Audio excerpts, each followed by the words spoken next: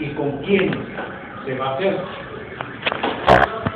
y que tiene tres etapas: la implementación, la selección de personal, la introducción y el desarrollo. Se dijo de que la implementación es la adquisición de todo lo necesario para establecer el negocio, la empresa, para poder trabajar, desde lapiceros hasta maquinaria. Implementación. Selección de personal, que es en lo que nos detuvimos la semana o en la clase anterior, en referencia a todo lo que vimos como principio tayloriano. Selección de personal, que pasa por el reclutamiento, que puede ser requisitoria de personal, convocatoria de postulantes para trabajar, y que puede ser este reclutamiento selectivo, globalizado, por service o por medios de comunicación.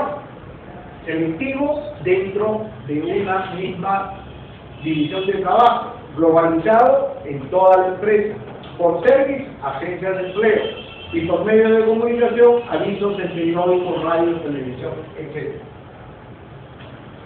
Que la introducción es el trabajo propiamente dicho, el reglamento de la empresa, el manual de funciones, con la especificación del trabajo de cada trabajador.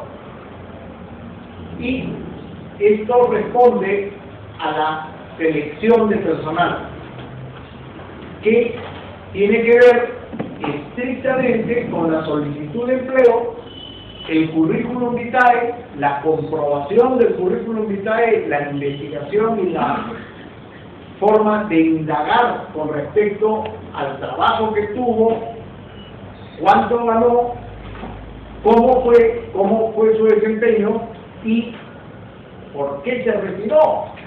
Si fue renuncia, muchas veces de favor el empleador te pide la renuncia, pero la verdad es que ya no quiere tenerte ahí, y para no causarte un daño directo, te lo causa indirectamente, es decir, te pide la renuncia y te exonera de los 30 días de rigor de ley, y tú te vas. Para los demás, y de acuerdo al papel, tú has renunciado, pero en realidad te han votado. Y entonces, cuando investiga y se pregunta, dígame, ¿él salió por renuncia o lo despidieron? ¿Qué es lo que responde el empleador cuando quiere decir la verdad? Le pedimos su renuncia. ¿Por qué te piden la renuncia? Porque simplemente hay racionalización de personal, y dentro de esa racionalización de personal, reducción de personal, tú no sirves, hay otro mejor que tú que te quedan para asumir tus funciones, o si quieren perjudicarte, te dicen, mira, le pedimos su renuncia, pero en realidad lo echamos, ¿no? Porque era una persona conflictiva, era una persona irresponsable, era un trabajador tardón, faltón, etc. Entonces, ahí, por el currículo, se entera del por qué se despidieron. Entonces, solicitud de empleo e investigación del currículum vitae. Examen de conocimientos en la selección de personal para saber si estás apto, habilitado académicamente para el desempeño del puesto. Primera entrevista, donde ya comenté de que todo puede entrar en la conversación y en el diálogo. No hay tema prohibido. 5. Pruebas psicológicas de inteligencia y de personalidad.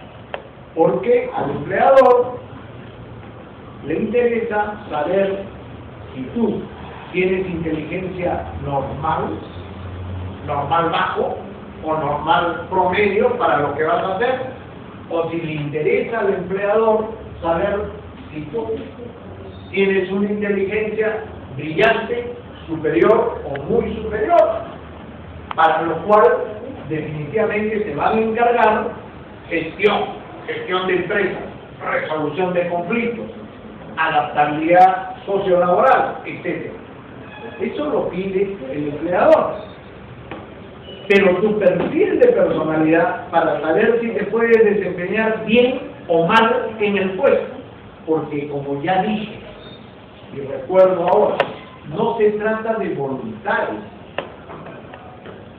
se trata de estructura de tu personalidad. Un edificio puede ser hermoso, lindo, con amplios ventanales, muy bien decorado, su entrada, sus departamentos, etc. Eso es lo que se ve por fuera. Como se ve por fuera, la presentación de un trabajador que postula un puesto. Por fuera se merece la mejor de las impresiones.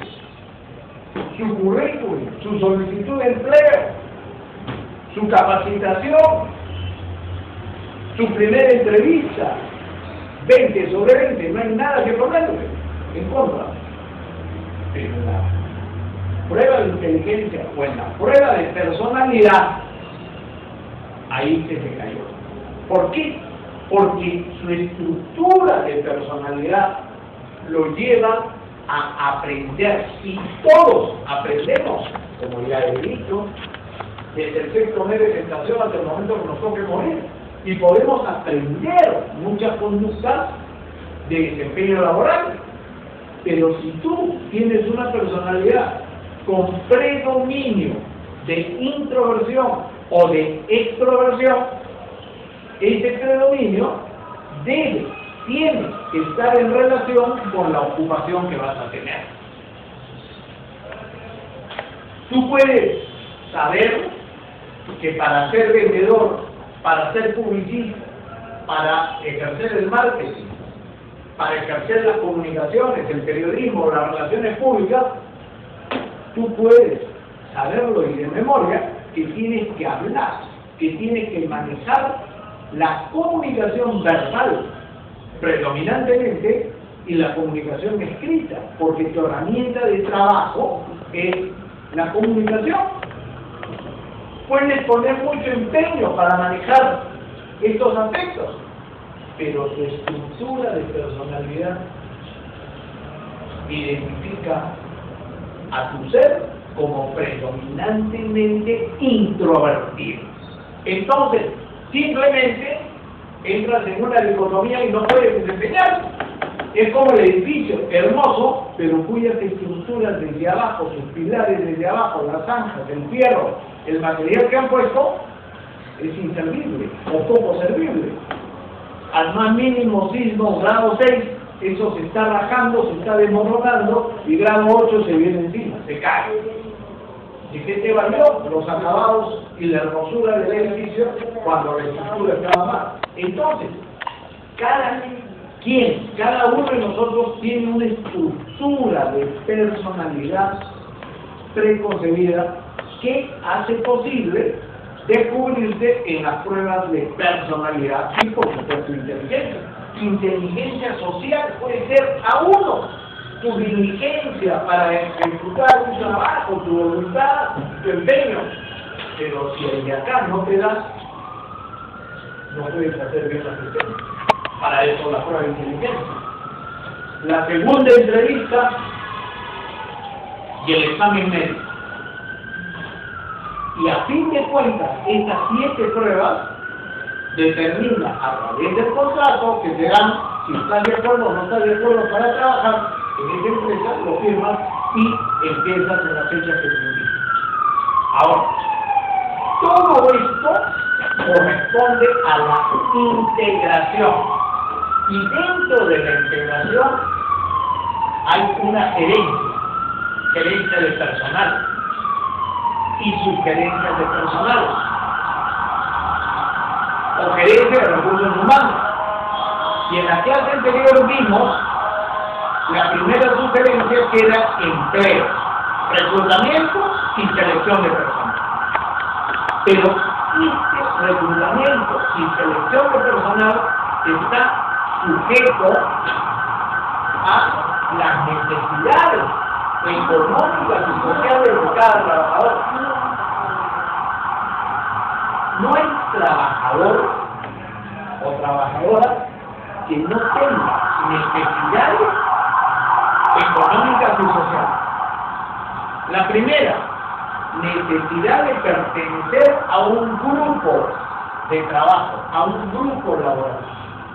Si tú tienes 25, 30 años de edad, ya has terminado el colegio, ya has terminado tu universidad, ya tienes una maestría, ya pues te toca trabajar. Si terminas el colegio a los 26 años, estás siguiendo medicina, y medicina te dura 10 años, estamos hablando de 26 años. Sigues una maestría, 28 años, sobradamente a los 30, y ya en tu último año de medicina, ya prestas tus servicios profesionales, la verdad, a través del SEDUM, a través de un hospital, y ganas un dinero. Pero ¿qué pasa si has terminado tu carrera profesional y tienes la maestría y no tienes trabajo? Tu requerimiento personal es pertenecer a un grupo laboral. Si eres médico, pues a un hospital, una clínica, una cosa, tu consultorio. Por último, si quieres trabajo independiente, tu consultorio, pero estás trabajando. Aunque no te caigan pacientes, tú verás como tiene un costo el alquiler del consultorio, la implementación del consultorio, tú te tienes que mover para tener clientela, con amistades, con avisos publicitarios, con servicios que prestas a la comunidad, con convenios a una municipalidad, a los colegios, en fin, para que tengas clientela y puedas recuperar la inversión que has hecho por tu consultorio.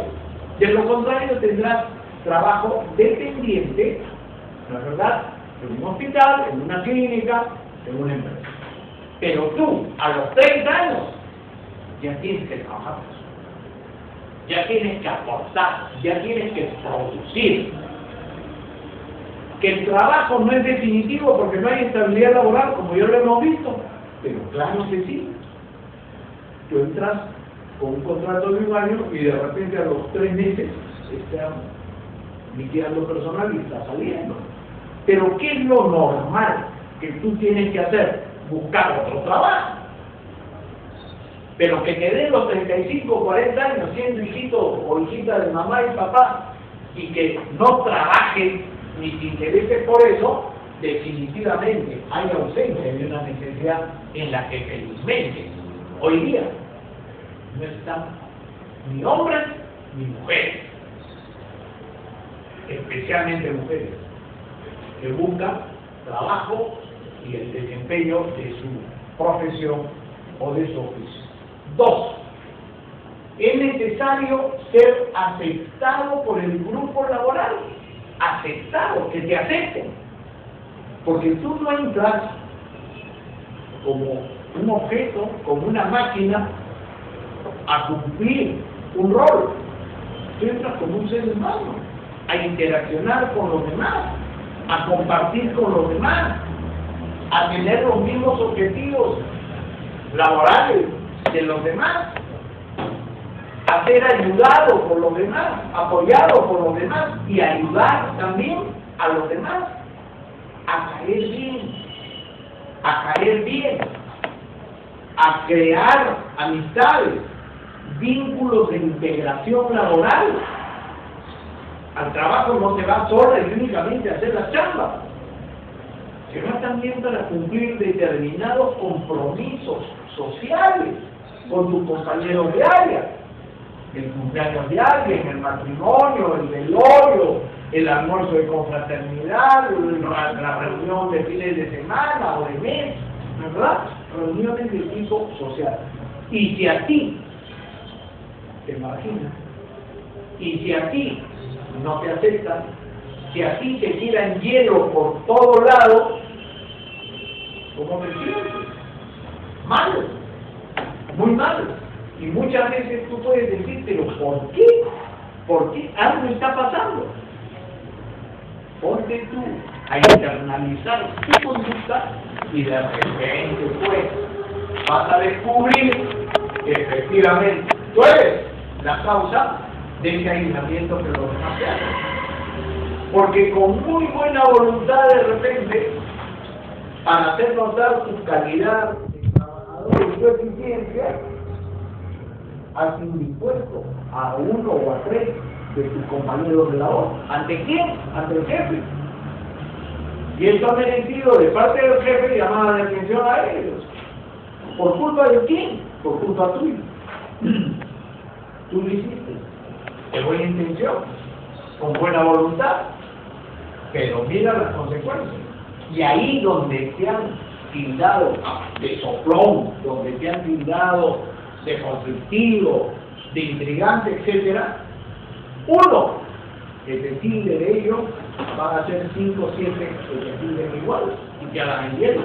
Entonces, ¿qué necesitamos? Inteligencia emocional. Inteligencia emocional, que significa adaptación al trabajo, que significa sensibilidad social, que significa compartir sentimientos, identificar nuestros sentimientos, empatía, simpatía. Una persona que cae bien es persona simpática, persona que cae bien. Un antipático es la persona que merece distancia, ¿no es verdad?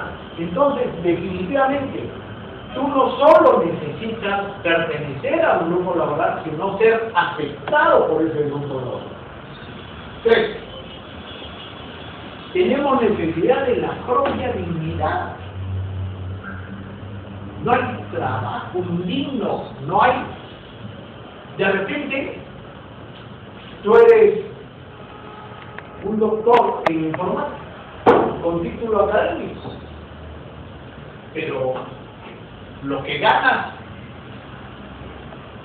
no te alcanza, no te es suficiente.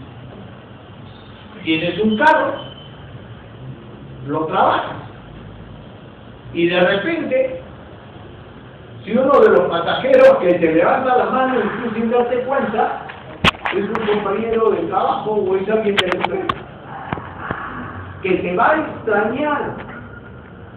Oye, tú, pero trabajamos juntos en la misma empresa, sí, pues, pero ahora me veo presentado a hacer un taxi o a trabajar de vendedor o a trabajar en otro lado para incrementar mis recursos económicos que me permitan atender mejor a mi familia. No hay trabajo indigno. Mira, el trabajo del basurero y la basurera, que hoy se llaman trabajadores de limpieza comunal, ¿no es verdad? El trabajador o la trabajadora que hasta hace unos años era sirvienta o sirviente de un hogar, que te cocinaba, te lavaba, te planchaba, te sapeaba. Hoy se llama trabajadores del hogar. Le cambiaron la etiqueta. Pero no es un trabajo indigno. Ese médico, ese abogado, ese informático, que agarra su taxi, que tiene otros cachorros y que hace otro trabajo, no puede de ninguna manera sentirse menos que otros porque tiene un trabajo de mejor calidad que el trabajo principal que desempeña en una empresa. Simplemente necesita trabajar. Y de eso nos dan cátedra los norteamericanos. Y cátedra los que han emigrado a otro país, donde siendo profesionales en diversas áreas del conocimiento, están cuidando niños, o están limpiando oficinas, o están cuidando a viejitos, y están haciendo otro trabajo para incrementar sus recursos económicos y mandar plata acá. Entonces, grábense, por favor, todo trabajo es digno. Nadie es indigno por trabajar. Indigno es no hacer nada. Eso sí. El ocioso, el vago, el comodón, el que vive a costa de su familia teniendo 35 o 40 años. Ahí sí. Seguridad social, 4. Todo trabajo tiene... Gracias. Todo trabajo tiene o está respaldado por la seguridad social. Es salud, ¿no? Que mal que bien, que con todas las deficiencias y problemas que tiene, y nada más ni nada menos que hoy. Y acá está salud. Hace un mes tuve la cita, yo sufro de glaucoma. Hace 9 años. Y me tengo que echar las gotas. Pero la última consulta del 9 de septiembre me dijo mi oculista, no hay dorzolamida ni tampoco latanoprost, que son 2 gotas esenciales para bajar la presión ocular, porque cuando la presión sube a más de 20, corres el riesgo de acostarte viendo bien y levantarte ciego. ¿No es verdad? Y es irreversible. En consecuencia, me dijo, no hay, pero dentro de una semana o 10 días debe de haber. Bueno, ha pasado un mes y 3 días. Y ahora, porque me dijeron ayer al teléfono, ya llegó la dorzolamida y el latanoprost. Hoy voy al botiquín del Policlínico Moncruz, en San Miguel, y me dicen, señor, no hay dorzolamida, solamente le podemos dar el latanoprost. ¿Y cuándo llega la dorzolamida? Probablemente en 10 días más. ¿De acuerdo? Pero a pesar de todo ello, te da la gota. Y esta gota que me han dado de latanoprost en cualquier farmacia, que cuesta entre 70 y 87 centavos. Bueno, te la dan. Te paga, ojo, potestativamente el empleador. Si no, te descuentan de tu sueldo. Te descuentan de tu sueldo por salud y te descuentan de tu sueldo por jubilación. Vale decir 13% y 9%. 22% de esto haber se va en estos pagos. Pero en algunas empresas privadas y públicas, por ejemplo en la universidad encima paga a sus profesores esto. Entonces, en buena hora. Seguridad social. ¿Cuál es tu problema? Que cuando necesitas una consulta, tienes que estar sujeto pues, al cupo. No, y cuando estás en huelga, peor, pero por lo menos lo tienes. Si tú no trabajas, no tienes. Acreditación para la jubilación. Definitivo. Jubilación anticipada o jubilación al momento que te corresponde. ¿Cuándo? Con 65 años de edad o más. En las AFP, con menos edad, pero con igual tiempo de aportación, 20 años. Empezaste a trabajar a los 16, 18 años o 20 años, correcto pues. Cuando tú aportes 20 años, vas a tener 40 años de edad. No tienes los 65, pero ya puedes tener un fondo, ¿no es verdad?, para jubilarte y se te paga. Entonces, acreditación para la jubilación, un aspecto indispensable. Cuando trabajes, pide o exige el recibo o el comprobante, si no estás en planilla, con mayor razón, porque es la única manera de acreditar, ¿no es verdad?, tu trabajo y el descuento por ese concepto. ONP y de jubilación. 6. Ganar dinero para la supervivencia. Obvio. ¿Para qué trabajamos? Para ganar plata. ¿Y para qué ganamos plata? Para mantenernos y mantener a los nuestros. Nadie trabaja por gusto.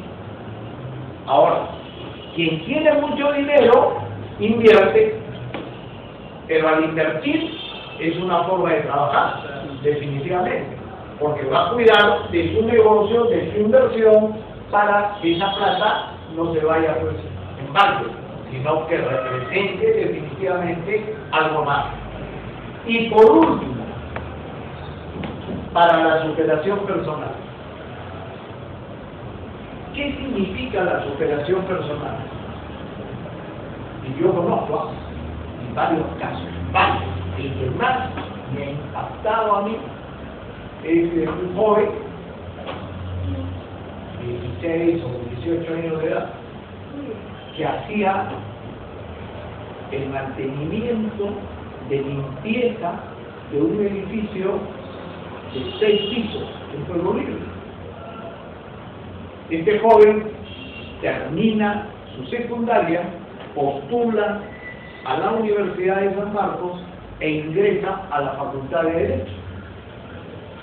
Hizo sus 6 años de abogacía limpiando el edificio. Se recibe de abogado y seguía limpiando el edificio. Lo hacía cuando las horas de clase eran diurnas o nocturnas en algún momento del día, pero él cubría su trabajo y ganaba su dinero y mantenía a su madre y a una hermanita. Hoy día es fiscal superior. Ha hecho carrera en el Poder Judicial y es fiscal superior. Y hasta hace 3 años seguía haciendo el mantenimiento del edificio. Ahora, ese mantenimiento del edificio lo hace el primo, que él recomendó, porque ya como fiscal no dispone de tiempo para él, pero hizo su carrera. Es el caso más notorio que yo conozco de limpiar un edificio a ser fiscal superior. Y estoy seguro que en un par de años o máximo un quinquenio lo tenemos de fiscal supremo. Entonces, definitivamente, la superación personal. Tú ingresas a un puesto como empleado o como conserje, ¿y cuál es tu aspiración? Tiene que ser tu aspiración ocupar un escritorio, ascender, ¿no es verdad? Ascender. Porque el ascenso, lejos de representar más responsabilidades, más chamba, más trabajo, va acompañado de un incremento de tu sueldo y va acompañado de una jerarquía administrativa. Es decir, ya no eres al que manda, tú mandas, tú ordenas. Y conozco casos donde el otro caso es un trabajador de la empresa, de una importante, única Avenida Salaverde, que hacía limpieza en las oficinas, como los señores de la. Ese era su trabajo. Estudió administración, Universidad de las Ciudades, o Facultad, pero estudió. Sacó el título, hoy es jefe de división. Lo sacaron de ser trabajador de limpieza a un escritorio, y a los 7 años de servicio lo tienen de jefe de una división. Entonces, la superación personal es un requerimiento, una necesidad social. Nadie que entre a un trabajo se conforma con quedarse siempre en ese puesto. Nadie. Es decir, tendría que haber pues una patología de carácter socio laboral, una carencia de competencias, para que tú digas, bueno, acá me quedo, no me interesa ser jefe, no me interesa, no, acá me quedo. No, todo el que entra a un trabajo tiene aspiraciones de superación personal. Entonces, ahí se dan las 7 necesidades económicas y sociales. El día lunes entramos al tratamiento ya